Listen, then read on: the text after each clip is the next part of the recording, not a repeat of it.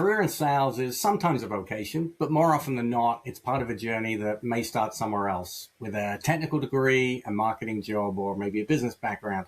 And it attracts people with different interests and motivations. Contrary to popular belief, it's not all about earning the biggest commissions.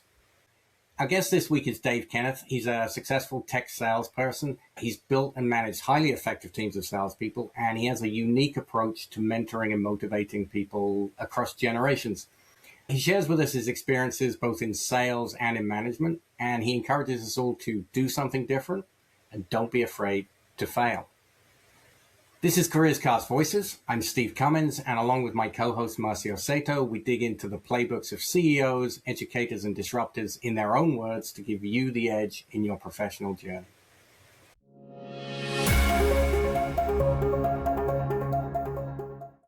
Today, on the first episode of CareerZCastVoices, we're talking with Dave Kenneth. He's a tech executive with over 25 years of experience scaling organizations in semiconductor and sensor industries. When I first met Dave, his claim to fame was as a specialist in strategic enterprise selling. Since then, he's held several GM roles.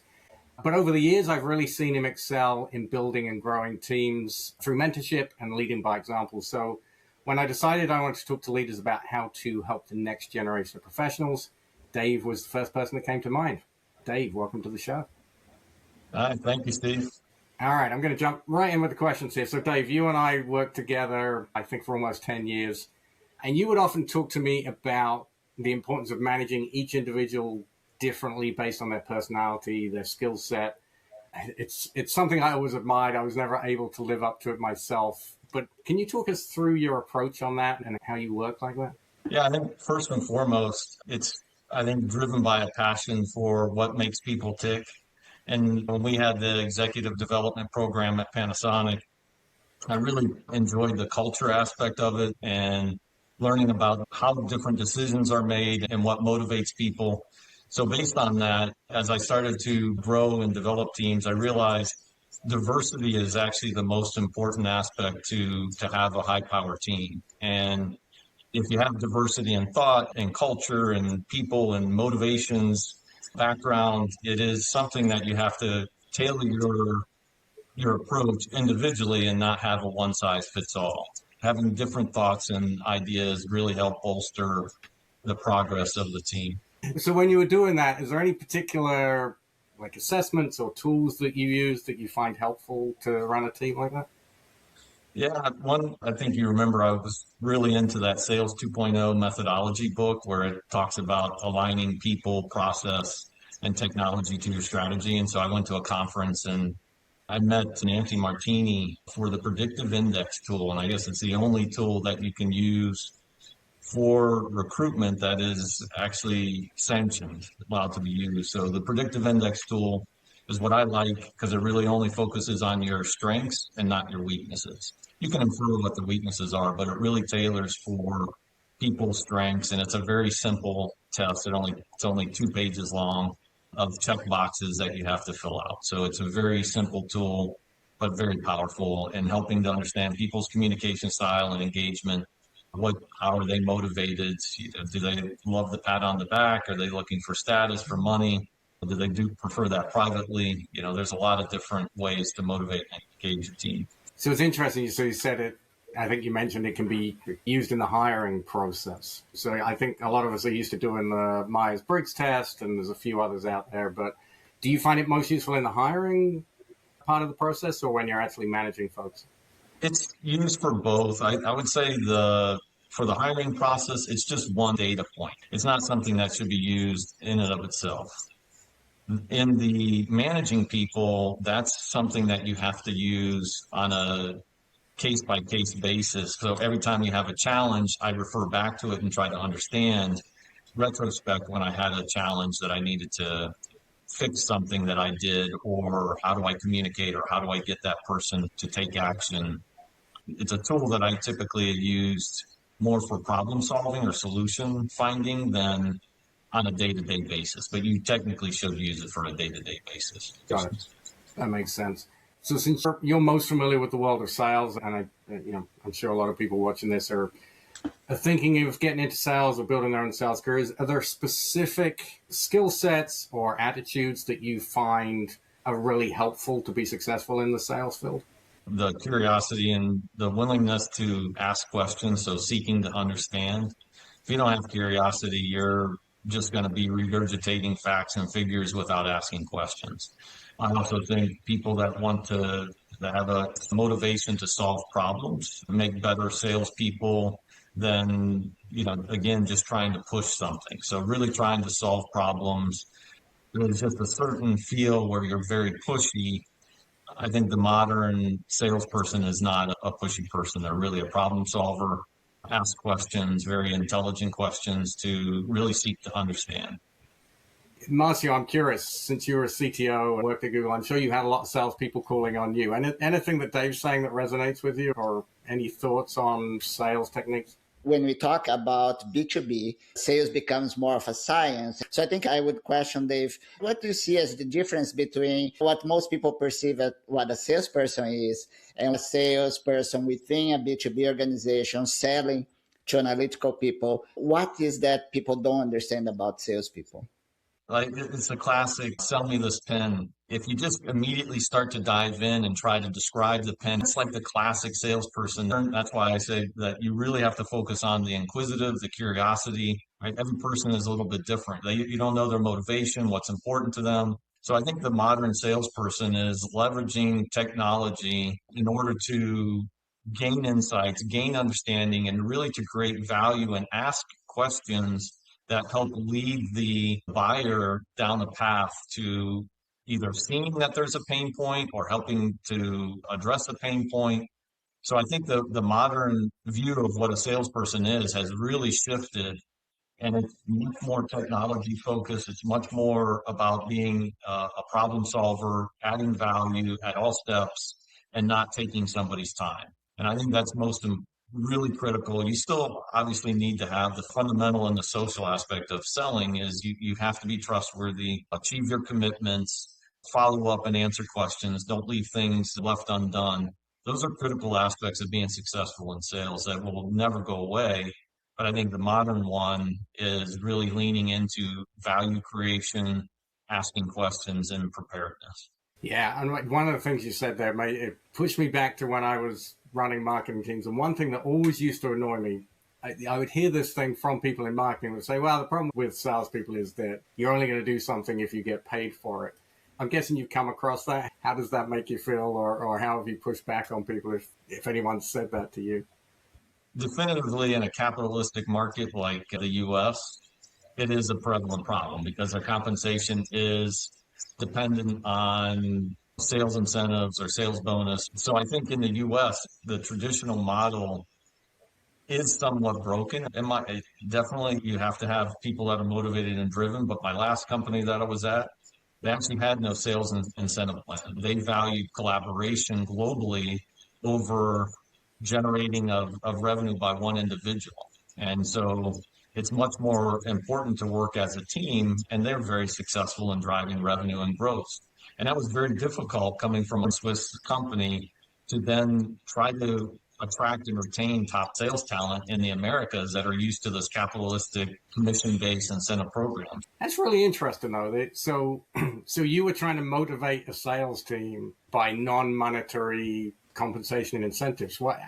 Just give me one example of how maybe you approach that differently to other teams.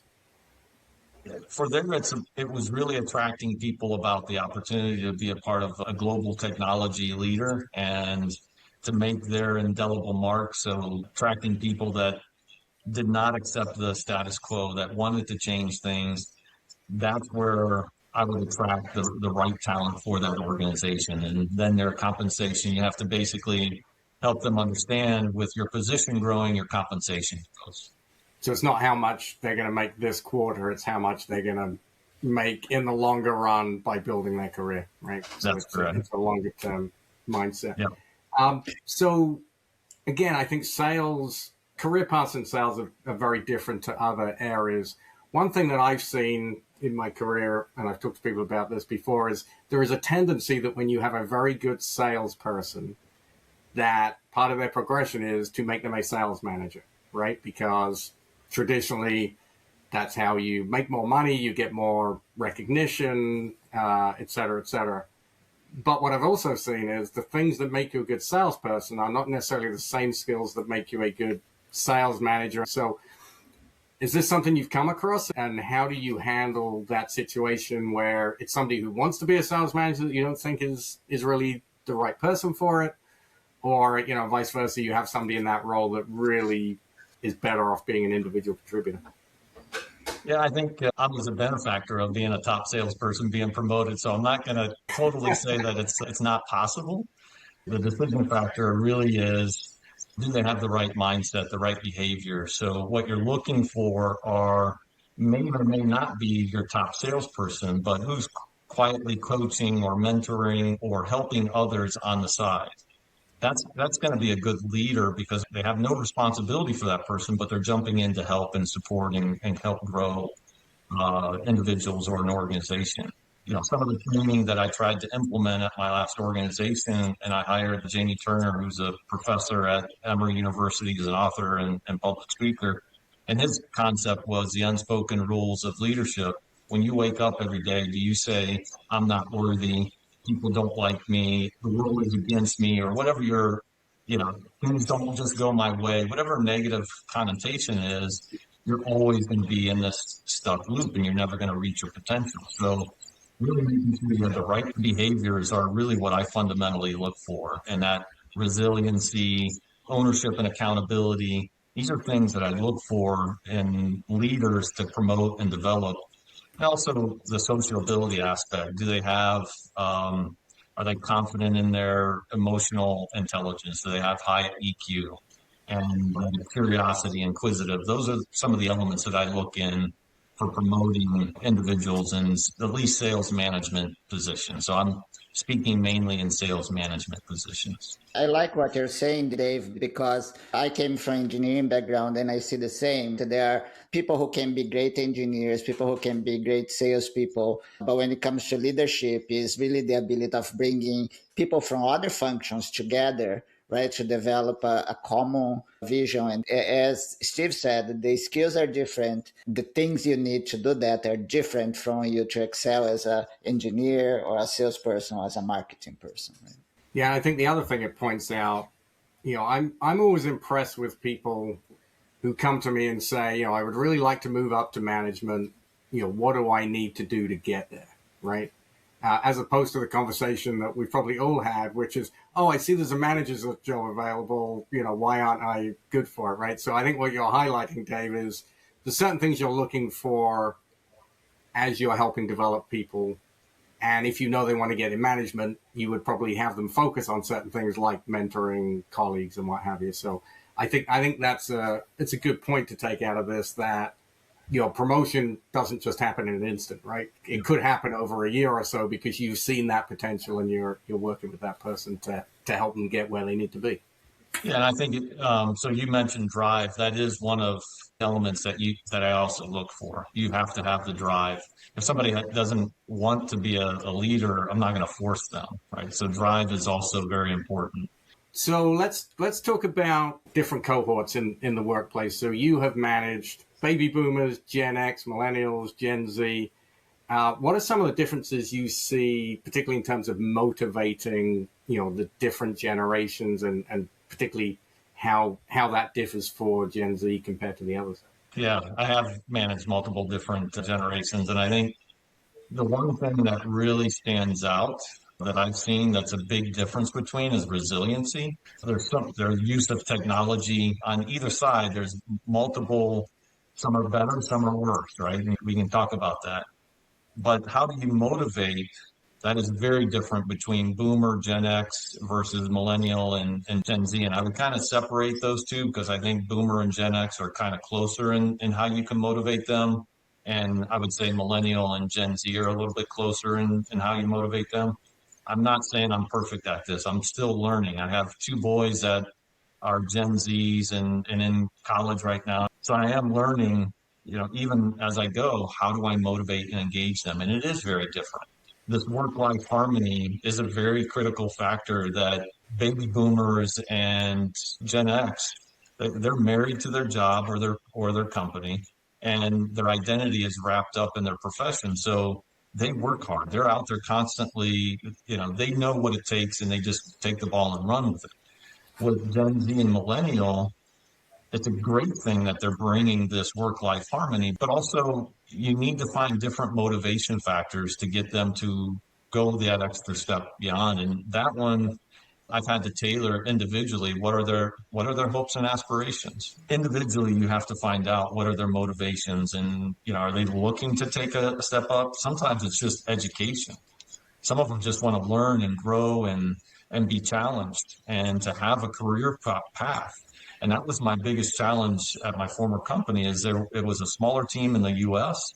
And so any kind of career path progression, it wasn't as clear as a larger organization. And so that's how we will grow, we will create new business units, which we did. And that was the career path. So you have to build it on trust and hope and vision to give them that insight of where they can grow their careers. And whereas on the boomer and the Gen X side, they're looking more for stability. They're looking for benefits, certain things, because, those are the important factors. Those are the motivators. And, sometimes it's not even money. That's the huge motivator for the boomers and the Gen X at that time. Gen Z and millennials are really driving a better work-life harmony in the organization, but it also creates a little bit more work on the manager to find that motivation for each individual. Yeah, and I think there's some irony there into what you're talking about, because there is this work-life harmony of, and I think oftentimes it's almost seen as an accusation to Gen Z about, you're not that committed, you want to get this balance. But then the second part of what you're describing is boomers and Gen Xers are now getting later in their career and they're actually trying to find some of that balance, right? That maybe they didn't have earlier in their career. I mean, you and I, a lot of weekends traveling. I remember a Thanksgiving where you and I were stranded in a training center in the middle of the Japanese countryside somewhere, right? And it just seemed normal. And I think now things like that are a lot tougher to justify, because whatever generation you're in, there is more of this awareness of there is more to life than just work.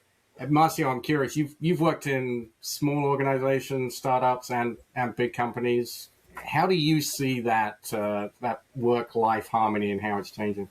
We tend to analyze the generations, and they are different. At the end of the day, everyone wants to make more money. Everyone wants to have more impact. So the big goals are the same, right? And I think how each generation negotiates the trade-offs between the different dimensions is different. With Gen X, it was okay to say, well, we are going to focus on the financial incentives and then you take care of yourself. And I think the new generations, they are looking for more intrinsic motivations, right? I want to do work that first is authentic, where I do have an impact. And yes, I do want to make money, but money doesn't override everything else. In a startup environment, particularly in a tech startup, there is that intrinsic motivation. I'm doing something big and I'm going to change the world. But there is money there. And if I do that, I also collect the financial incentives. It is really a question of us to really understand what the new generations are seeing. And I keep saying that in CareerZCast, I want the Gen Z generation also to understand and learn, right, all the lessons we, the older people, learned in our trajectories. Yeah, and I think the other difference that sometimes gets overlooked, particularly when we talk about work-life balance, we would, earlier in our careers, we would work these long hours, but actually then when you left, you could shut down because you didn't have email and Slack notifications, coming in all hours of the night. So now we're trying to find this balance, but you are also always on to a certain extent, right? So I think that definitely clouds the whole situation. The other thing you mentioned, Dave, was resiliency. And it's a word that gets used a lot. I think maybe a few years ago, grit was a term that was pretty popular, popularized by Angela Duckworth's book. Tell me a little bit more about this idea of resiliency and how you're seeing it, particularly with Gen Z. How I've seen it in, I guess, even in workshops that I've conducted, and I've had baby boomers, Gen X's, and Gen Z and millennials, and just one of the Gen X's said, oh, we just need to have thicker skin. And it was a cultural workshop that we were having about my former company. And it was just about the culture of that organization. And the Gen Zs were all very upset about this. You got to just have thicker skin, let things roll off your back. And we have to have a much greater sensitivity to words, phrases, and things that wouldn't spark an emotional response with a Gen X or a boomer might invoke a emotional response from Gen Z and millennials. But it's not to say that's a bad thing. I think we need more emotional intelligence, and we need to strengthen that, and we need to first seek to understand and not jump to conclusions. And really what it resulted to is building up trust. We had to go and do some team building events again to rebuild back that trust and make sure that people can have that open dialogue and communication where you feel safe, where you can actually share inputs and ideas. And I think that resiliency is something that really hinders an organization if that emotional intelligence isn't there. And that's really something that I've been looking for recently when I'm hiring across the board, whether it's Gen Z, millennial, Gen X, or boomer. I am looking for that emotional intelligence, that resiliency. How do they respond to difficult questions under pressure? I think that resiliency is something that is critical to a person's success in an organization, especially when you have multi-generational employees. Yeah, I'm very curious about that one myself. So was it actually the phrase "have a thick skin" that caused the issue, or was it more just the concept of, I think the other thing you said was, let it roll off? I gotta be honest with you, I still don't fully understand why that was inflammatory.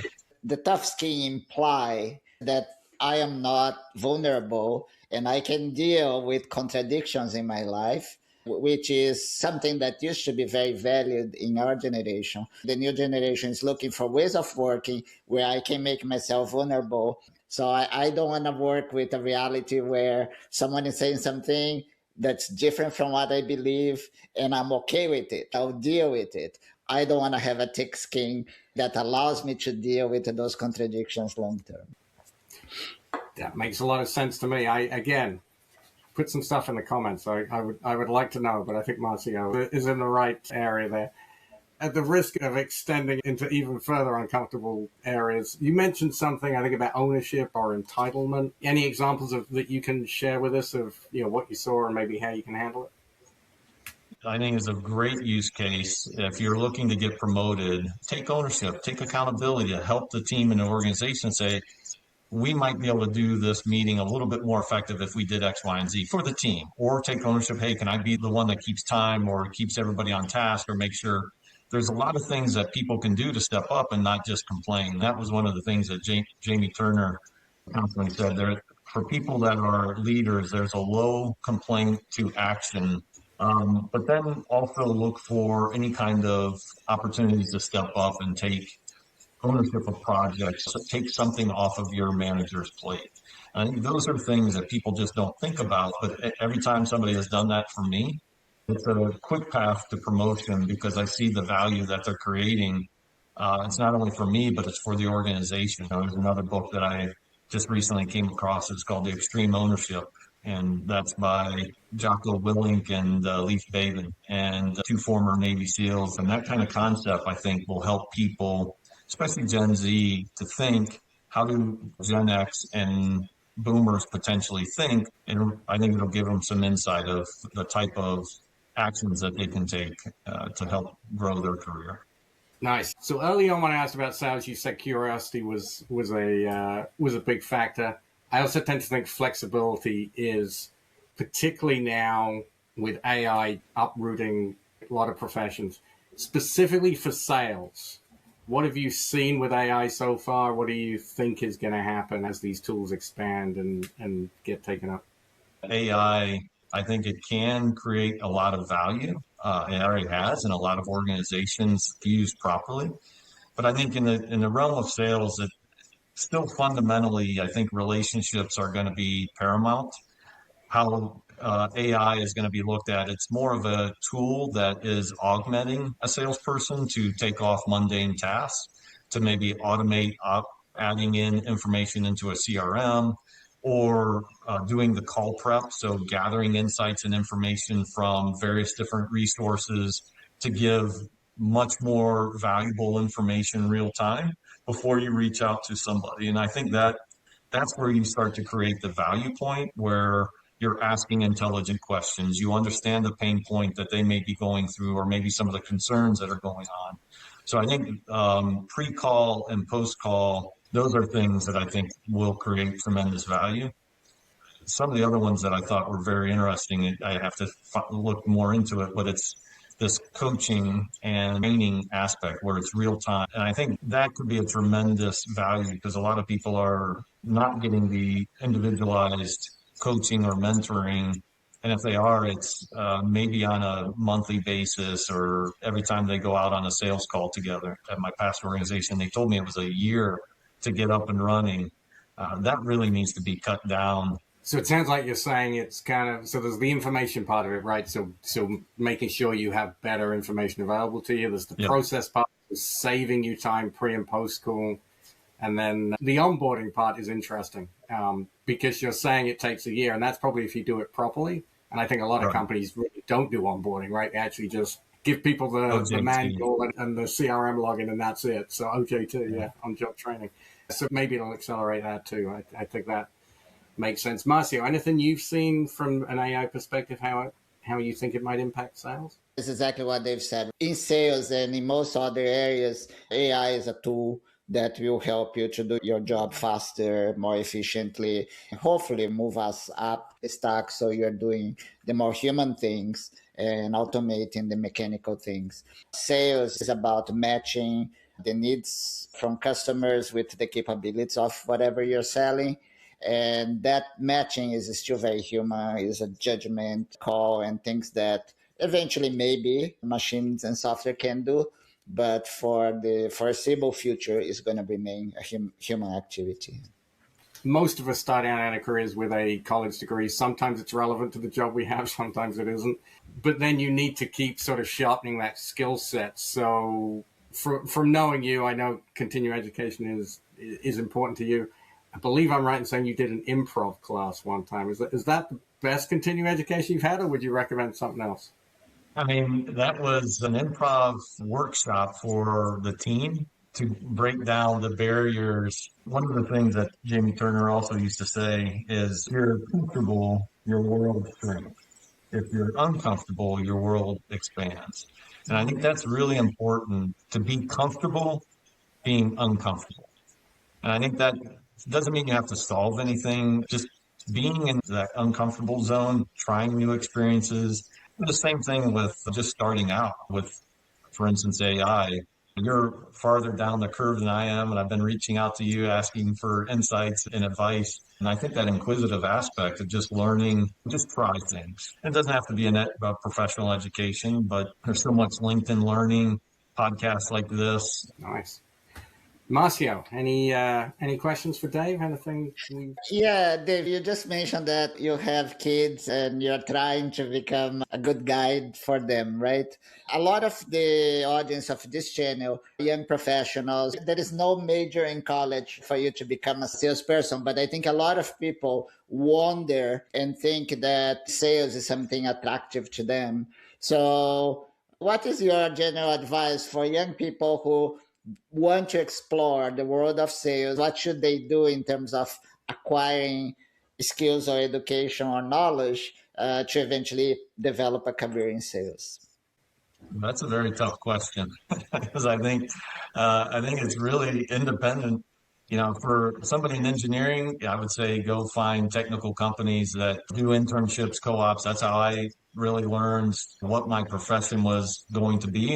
I read a lot about how do you find what you're good at, what you're passionate about, what creates value for society, what you can make money on. They call that ikigai. And that's a philosophy that I think young people, so maybe sales isn't their path that they need to follow, right? So it's really leaning into what you're really good at. And I stumbled into that because I got into kind of service and quality engineer, and then I traveled a lot. It's like, oh, I like this. So I just kept on putting myself into different scenarios. I learned that I like traveling. I learned I like people. And so understanding what is important to you and really finding that, and really, I think these behavioral tests help you understand, your strengths, but they can also help you on, it's not to focus on your weakness, it's really leverage your strengths. I think that's the most important thing, not being scared to try new fields or new applications or new technology, whatever it is, just try. I like your answer, David, because it closed the loop with something you said very early is about curiosity. It's not something that you pre-program and say, what are the steps? Is you need to explore. You don't do that if you don't have that curiosity, that exploration early in your career. So I think that sums it up nicely, Marcio. We've covered a lot of ground here, but the two things I jotted down from Dave's mouth here is do something different. Don't be afraid to fail. And I think those are good advice in any career, but I think in sales probably more so than most. So, Dave, really appreciate you joining us, sharing your thoughts on sales. We'll put Dave's contact information in the notes as well if you want to reach out and say hi to Dave. Thank you. Yeah, thank you. Thank you, Steve. Thank you, Marcio. And good luck, Thank you, everybody. Dave. Cheers. On upcoming episodes of CareerZCast Voices, we'll be talking with people who are thinking, experimenting, and implementing ideas about the modern workplace to help you uncover the secrets to building a successful career. If there's particular subjects you'd like us to cover or someone you think we should talk to, let us know in the comments.